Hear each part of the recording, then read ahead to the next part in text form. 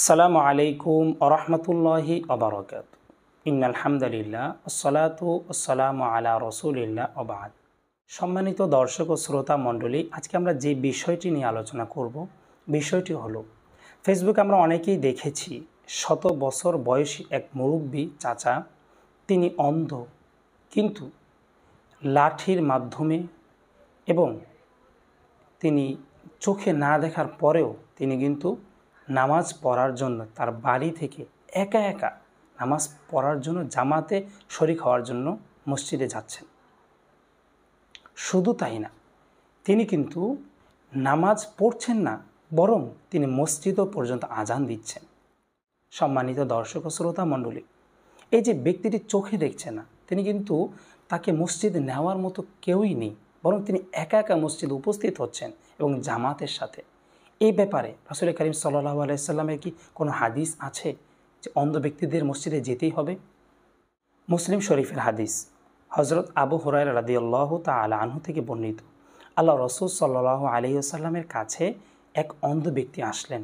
বললেন, ইয়া রাসূলুল্লাহ, ইয়া হাবিবাল্লাহ, আমি মসজিদে আসব, কিন্তু আমি তো দেখি না, আমি তো অন্ধ, আমি কি মসজিদে না আসলে হবে না? তখন আল্লাহ রাসূল সাল্লাল্লাহু আলাইহি সাল্লাম বললেন, ঠিক আছে, তুমি যাও। ওই ব্যক্তিটি যাওয়ার সময় আল্লাহ রাসূল সাল্লাল্লাহু আলাইহি সাল্লাম বললেন, তুমি কি মসজিদে মুয়াজ্জিনের আজান শুনতে পাও? ওই সাহাবী বললেন, ইয়া রাসূলুল্লাহ, ইয়া হাবিবাল্লাহ, হ্যাঁ, আমি মসজিদের মুয়াজ্জিনের আজান আমি শুনতে পাই। তখন আল্লাহ রাসূল সাল্লাল্লাহু আলাইহি সাল্লাম বললেন, তাহলে তুমি অবশ্যই মসজিদে জামাতের সাথে নামাজ আদায় করবে। আবু দাউদ শরীফের হাদিস, আবদুল্লাহ ইবনে মাকতুম আল মুয়াজ্জিন থেকে বর্ণনা, আল্লাহ রাসূল সাল্লাল্লাহু আলাইহি ওয়াসাল্লামের কাছে তিনি ওযর পেশ করলেন, ইয়া রাসূলুল্লাহ, ইয়া হাবিবাল্লাহ, আমি তো অন্ধ এবং বিভিন্ন ক্ষতিকর পোকামাকড়, জন্তু, এগুলো পার করে আমি কিভাবে নামাজ পড়তে মসজিদে আসব? তখন আল্লাহ রাসূল সাল্লাল্লাহু আলাইহি ওয়াসাল্লাম বললেন, তুমি কি মসজিদের মুয়াজ্জিনের হাইয়া আলাস সালাহ, হাইয়া আলাল ফালাহ কি শুনতে পাও না? তখন ওই সাহাবী বললেন, ইয়া রাসূলুল্লাহ, ইয়া হাবিবাল্লাহ, হ্যাঁ, আমি তো শুনতে পাই। তখন রাসূল করিম সাল্লাল্লাহু আলাইহি ওয়াসাল্লাম বললেন, তাহলে তুমি সেই আজানের ডাকে সাড়া দিয়ে মসজিদের জামাতের সাথে নামাজ পড়বে।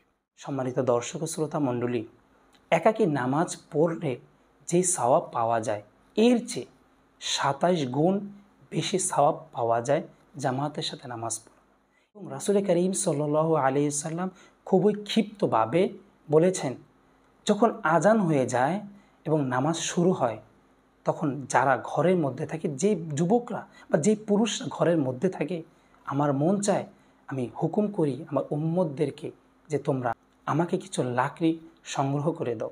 যারা নামাজের মধ্যে উপস্থিত না হয়ে ঘরে বসে আছে, সেই পুরুষদের ঘরগুলো আমি জ্বালিয়ে পুড়িয়ে দিই।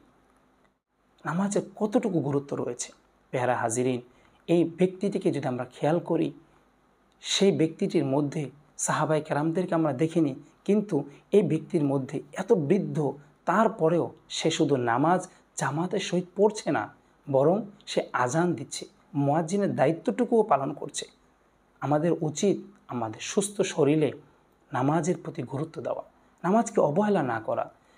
আল্লাহ সুবহানাহু ওয়া তাআলা আমাদেরকে ৫ ওয়াক্ত নামাজ সঠিক সময়ে সঠিক নিয়মে জামাতে তাকবীর উলার সাথে যেন আমরা আদায় করতে পারি, সেই তৌফিক আল্লাহ সুবহানাহু ওয়া তাআলা আমাদের সকলকে দান করুক। আমিন। জাযাকুমুল্লাহু খাইর। আসসালামু আলাইকুম ওয়া রাহমাতুল্লাহি ওয়া বারাকাতুহু।